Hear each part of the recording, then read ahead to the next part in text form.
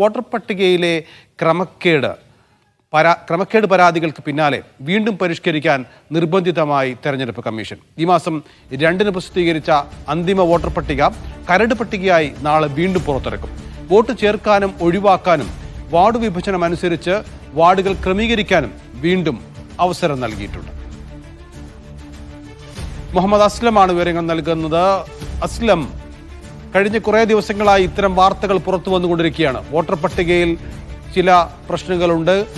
അതായത് വാർഡുകളിൽ അസന്തുലിതാവസ്ഥ, വോട്ടർമാരുടെ എണ്ണത്തിൽ അസന്തുലിതാവസ്ഥ, ഒരേ വീട്ടിൽ തന്നെ ഒരുപാട് വോട്ടുകൾ ചേർക്കുന്ന അവസ്ഥ, ഇത്തരം പ്രശ്നങ്ങളൊക്കെ തന്നെ നിരവധി റിപ്പോർട്ടുകളായി നമ്മൾ തന്നെ കൊടുത്തിട്ടുണ്ട്. ഇതെല്ലാം കാരണമാണോ ഇത്തരം ഒരു പരിഷ്കരണത്തിലേക്ക് വീണ്ടും നീങ്ങാനുള്ള കാരണം?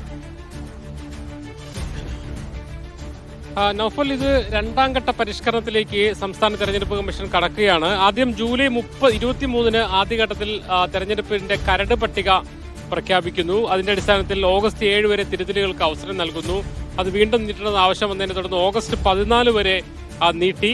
ഓഗസ്റ്റ് 29 വരെ അത് സംബന്ധിച്ചുള്ള പരാതികളിൽ ഹിയറിംഗും മറ്റൊക്കെ നടത്തി. സെപ്റ്റംബർ ഈ മാസം 2-ാം തീയതി അന്തിമ വോട്ടർ പട്ടിക സംസ്ഥാന തെരഞ്ഞെടുപ്പ് കമ്മീഷന്റെ വെബ്സൈറ്റിൽ പ്രസിദ്ധീകരിക്കുകയും ചെയ്തു. അതേസമയം ആദ്യം ഉയർന്നു വന്ന പരാതികൾ, ഇരട്ട വോട്ടുകൾ, ഒരേ ഐഡിയിൽ തന്നെ നിരവധി വോട്ടുകൾ, വാർഡ് വിഭജനം സംബന്ധിച്ചുള്ള പരാതികൾ, ഒരു വീട്ടിൽ തന്നെ നിരവധി വോട്ടുകൾ തുടങ്ങി അങ്ങനെ നിരവധി കാര്യങ്ങൾ വീണ്ടും ഈ അന്തിമ പട്ടികയിലും പരാതികൾ വന്നതിനെ തുടർന്ന് നിരവധി വാർത്തകൾ നമ്മൾ തന്നെ നൽകി, മറ്റ് മാധ്യമങ്ങളിൽ ഉയർന്നു വന്നു. അതോടൊപ്പം തന്നെ രാഷ്ട്രീയ പാർട്ടികളും നിരവധി പരാതികളുമായി വന്നത്. അന്തിമ പട്ടിക പ്രസിദ്ധീകരിച്ചതിന് ശേഷവും വ്യാപകമായ പരാതികൾ വന്ന സാഹചര്യത്തിലാണ് അടുത്ത ഉടൻ തന്നെ കുറച്ച് ദിവസത്തേക്ക് ഒരു 10-12 ദിവസമായി സംസ്ഥാന തെരഞ്ഞെടുപ്പ് കമ്മീഷന്റെ സൈറ്റ് തന്നെ ഡൗണായി കിടക്കുകയായിരുന്നു. വോട്ടർ പട്ടിക പരിഷ്കരണത്തിന്റെ പുതിയ പട്ടിക പ്രസിദ്ധീകരിക്കാൻ സമയമെടുക്കുമെന്ന് പറഞ്ഞുകൊണ്ടായിരുന്നു പിന്നെ അത് ഓപ്പൺ ആക്കാതിരുന്നത്. ഇന്നും അത് ഓപ്പൺ ആയിട്ടില്ല. അതേസമയം നാളെ രാവിലെ മുതൽ തന്നെ വോട്ടർ പട്ടിക വീണ്ടും പ്രസിദ്ധീകരിക്കും. കരട് പ്രസിദ്ധീകരിച്ചുകൊണ്ട് വീണ്ടും ഒരു പരിഷ്കരണത്തിലേക്ക് പോകുന്നു എന്നുള്ളതാണ് തെരഞ്ഞെടുപ്പ് കമ്മീഷൻ അറിയിച്ചിരിക്കുന്നത്.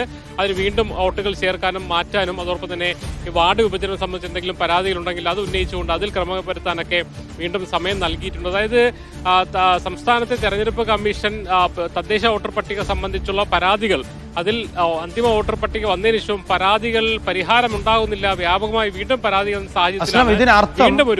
ഇനിയും അന്തിമ വോട്ടർ പട്ടിക പ്രസിദ്ധീകരിക്കാൻ ഇനിയും സമയമെടുക്കുമെന്നും തദ്ദേശ തെരഞ്ഞെടുപ്പ് വൈകുമെന്നുമാണോ? തദ്ദേശ തെരഞ്ഞെടുപ്പ് വൈകേണ്ട സാഹചര്യമില്ല. കാരണം ഡിസംബർ 20-നാണ് പുതിയ തദ്ദേശ സ്ഥാപനങ്ങളിൽ ഭരണസമിതിയിൽ ചുമതല ഏറ്റെടുക്കേണ്ടത്. അതുകൊണ്ട് തന്നെ ഡിസംബർ ആദ്യ വാരത്തിലോ 2-ാം വാരത്തിലോ ശരിക്കും തെരഞ്ഞെടുപ്പ് തന്നെ നടത്തിയാൽ മതിയാവും.